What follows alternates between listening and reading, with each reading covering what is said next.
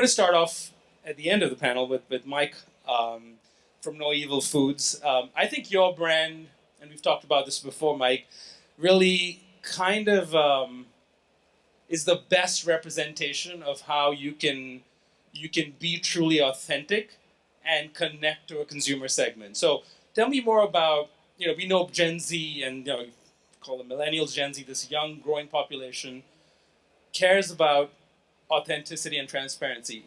How has that kind of helped guide your thinking around your brand? Well, thank you, by the way, for what you said about the brand, because I think that as we've kind of developed what No Evil Foods is, and as we've grown and thought more about it as a brand, and that kind of connects back to the story, we've thought a lot about authenticity and transparency and truth in how we build the brand, how we talk to our consumers.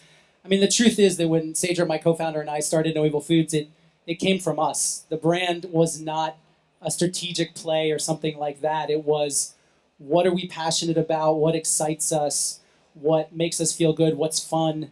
And that kind of authenticity, kind of identifying in yourself what might be unique at a gut level about what you're doing, really ended up being something that would connect with, I really think it connects with all generations, but specifically to this talk, it really digs into what younger generations are looking for from brands, from the products that they buy. It's not just something that you buy and consume.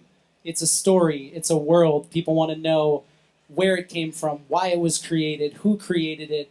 And you have to, I think, in order to be successful and connect with people and get them to try your products, which in the end for us is about making a difference in the world, to get there, you have to buy into that connection. You have to get there, whether that's social media, whatever it is. You have to make that commitment with your brand to reach people, which is what it ends up being about. You want to reach people where they are and get them excited about what you're doing.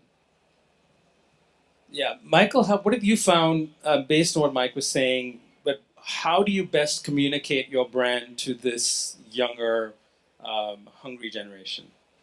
Yeah, that was very well said, obviously, and we try to, for us, our authenticity is just kind of how we came about our product and who it came from, and it's very personal for me since it's a family recipe that I came across, and after I heard my family's story, they're vegetarian Buddhists in Malaysia, and I came across it and fell in love with it, and they told me about the problems that they face over there, where they just couldn't find a lot of really nice meaty textured snacks that obviously had no meat. And so they came up with this recipe that helped solve this problem. And when I heard about why they did it, how it tasted, and the problem it solved, I just knew that this is a problem that other people had in the rest of the world, that we absolutely needed to bring it out to other people. And so we try to, every time we're at these shows or anytime we're demoing anywhere, we try to tell that story and make sure they understand that we're a family business. Our purpose is to bring more foods like this to the market that are not meat based, but also just taste delicious. And we tell that story as often as we can. Right. That's the theme here, right? You have to. It's not just the food. The fact that it's plant based is now becoming sooner. As the years go by, is becoming the default. Now the question is, tell me more. And so, Zoe, I think your company is probably the youngest amongst the three over here. How is that factored into how you position the brand, how you think about it, and to what aspects of the brand reflect you as a founder? Yeah, thank you for that. I want to just say that I really want to come back to your point about the values and where it starts, and it starts with the people that have created the product and the brand. And the company, and it's really about your personal values. And I've learned that actually we started under a different brand called Zoni Foods, and this is a rebrand of our products that's really based in my personal values, which are health, sustainability, and real food, right? So real whole ingredients.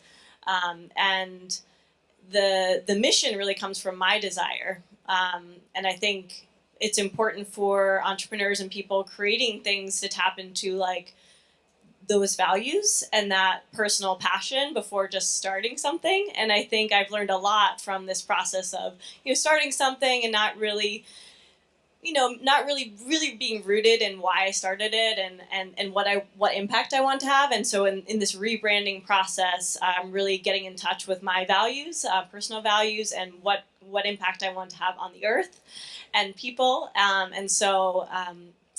So that has come alive in the brand, in the name. Wildkind really represents the values, so kindness to the earth and to our bodies, and wild, we are part of a wild earth, and we respect the earth in what we do. In how we make our products, how we source our ingredients, how we source our packaging. We're trying to be very thoughtful about all of those different aspects of creating a product and getting it to market, and who we actually work with, retailer-wise, how we get the products to people's doors, packaging, thinking about all those things, the impact it has on every step of the supply chain. And that's difficult, but it's something that's really important to me and to the company